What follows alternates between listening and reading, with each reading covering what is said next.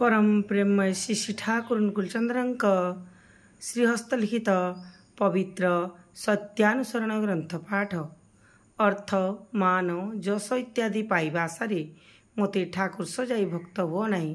सावधान हुओ, ठकीजीव। तुमर ठाकुरत्व जाग्रत नहेले केही तुमर केन्द्र भी नहंती, ठाकुर भी नहंती। फांकी देले ताहा ही पाइब। जहा तुमे चालक रूपे मनोनीत करि नेइछ तांक पाखरे तुमे तुम हृदयर कौनसी कथा गोपन रख नहीं।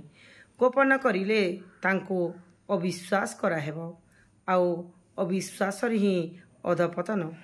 चालक अंतर्जामी जदि ठीक ठीक विश्वास हुए तेबे तुमे कुकार्य आद करि पारिबो नहीं।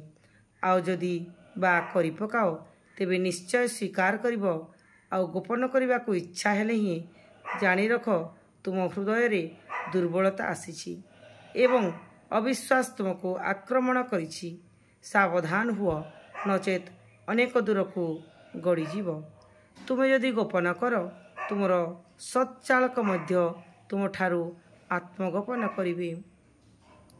आउ तुमे तुमर हृदयर भाव व्यक्त कर, उन्मुक्त हुओ, से भी तुम सम्मुखे उन्मुक्त हेबे, यह निश्चय। गोपन अभिप्राय रे चालक को अंतर्जामी सबू जानी पारुछंती बोली चालाकी कले निजे ही पतित हेब, दुर्दशा घेरी धरिब।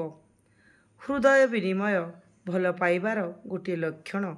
आउ तुमे जदि से हृदय को ही गोपन कर तेबे यह निश्चय जे तुमे स्वार्थ भावापन्न तांको केवल कथारे ही भल पाओ।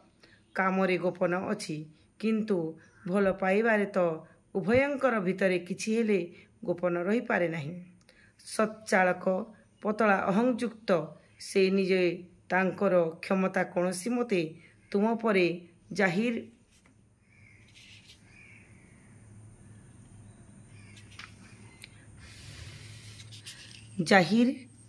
करिवे नहीं